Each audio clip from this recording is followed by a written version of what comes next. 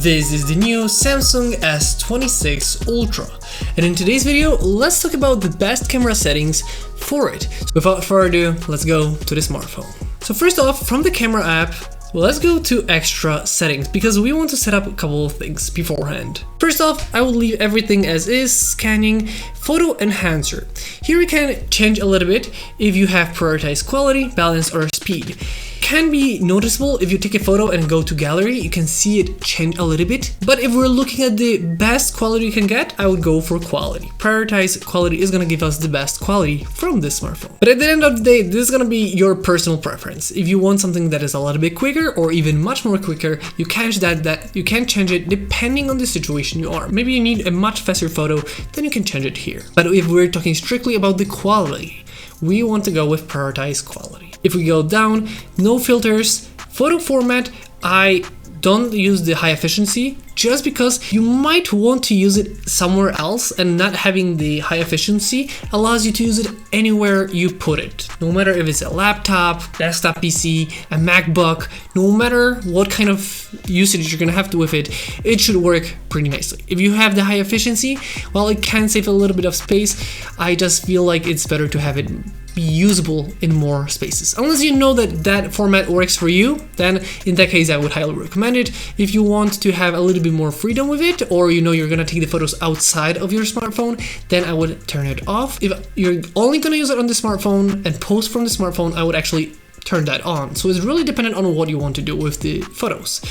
Pro mode, picture format, RAW and JPEG, so that you still have both of them. You can set one or the other. I personally love to have a RAW and a JPEG. JPEG is gonna be, it's ready, it's there, but the RAW is for me when I want to add it in post-production. So that is my preferred style, and that is the one I recommend. Going down a little bit more, we don't want to have a watermark. Motion photos is not something I actually use. Then we have the video format. We have the high efficiency and most compatible. This is pretty much the same thing as with photos, but in my opinion, it really depends if you are gonna use it outside of the smartphone or not. If you're gonna use it and you don't know if your computer is gonna be good with it or your software is gonna be good with it, I would go for most compatible. But if you're not gonna use it other than the smartphone or maybe social media, or you know that your computer, your software can handle it, then in that case the high efficiency is gonna be the better of the two. I would also add in the high bitrate videos so that you have the better quality. High bitrate just means there's gonna be a little bit more data in that video. The file is gonna be bigger, but at the same time it's gonna look better. It all depends how much you want to sacrifice on the quality versus the space. If you want just the highest quality to get the best videos, I would go with high efficiency, high bitrate. HDR, I do turn it off because it is gonna be not always compatible with the devices, and I can notice when someone is using that on Instagram, for example. I would highly recommend you try both with it and without it and see which one is better for you. Like I said, it is not gonna make a huge difference, and that's why I turned it off. In log, I have it on. It's pro video mode only, but thanks to this we have that log, so the raw capabilities in video department. If you know what you're doing, you're gonna know if you want this. I would leave it off for now.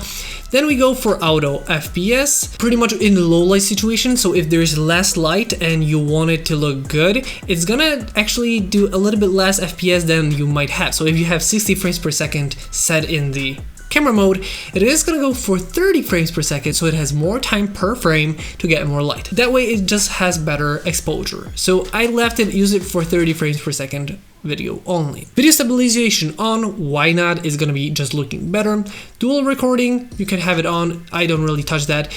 Audio options, you can change those depending on your shots, I just left it as is. Save to external storage, if you want that, it's not something that we need.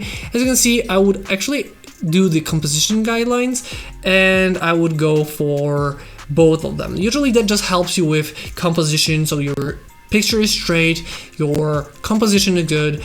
Usually it might not look the best on camera because of that, but because you have that composition, you're gonna like it when the photos are straight and looking good. From there, you can have location tags. Those are pretty much your personal preference if you want to have anything here. And then going to the camera app, here are the things that we can change. First is the flash, we can leave that. The 12 megapixels, here is the thing, you can change it if you want to.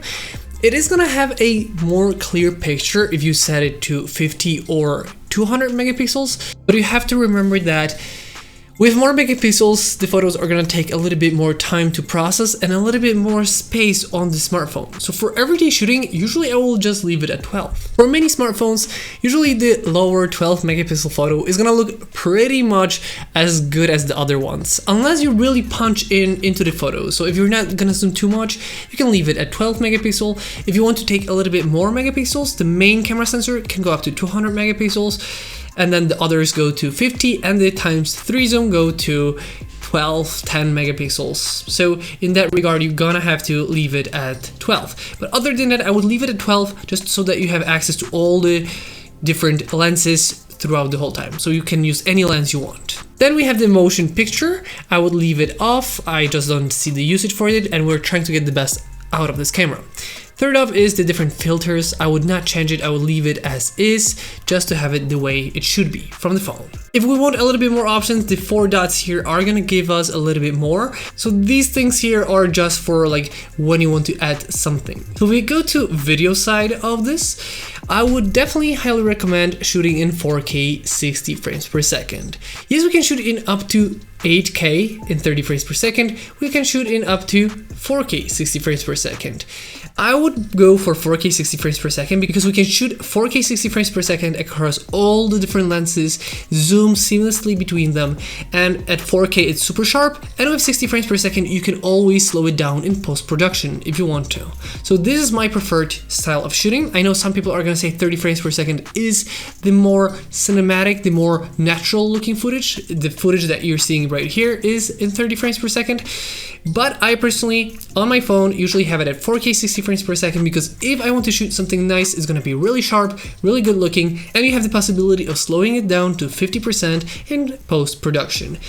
And if you're shooting 30 frames per second and something cool happens, you cannot slow it anymore. So this is the way I do for my smartphone. Sharp and a little bit faster, and just looks much smoother. I don't use the extra, stabilization that we have on top of here, but you can do that if you are, for example, want a little bit more stable shot, or the new one, which is super steady with horizon lock on. So you can really just play around with the phone. It's gonna be locked into the place. So you can really like twist and turn, and it's gonna be always in the horizon lock.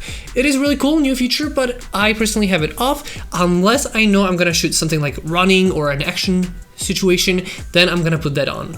But for everyday shooting, I think we don't really need that. Just the stabilization you have here is gonna be really good. Once again, if we go to the 4 dots, we have a little bit more settings here, but once again, I would leave it as it is. It's pretty much as good as we want to have it. As you can see, we have the portrait, which is gonna be, more situational. This is the background blur mode, and then we have more. I would leave them as they are because most of them are more occasional. If you want to do a hyperlapse, you want to do slow motion, you're gonna know when you want to do it, so you're just gonna go to those more options. But I wanted to talk about the Pro Video, Pro, and Expert RAW. Expert RAW is actually one you have to download, and I'm still looking at the differences between the Expert RAW and Pro, but overall, let's go from the right. So Pro Video. Here, we can change the settings while recording. So it's more like a real professional camera, like the one you're watching from right now, instead of a smartphone. Thanks to this, you can really change around the ISO, the shutter speed, everything in it.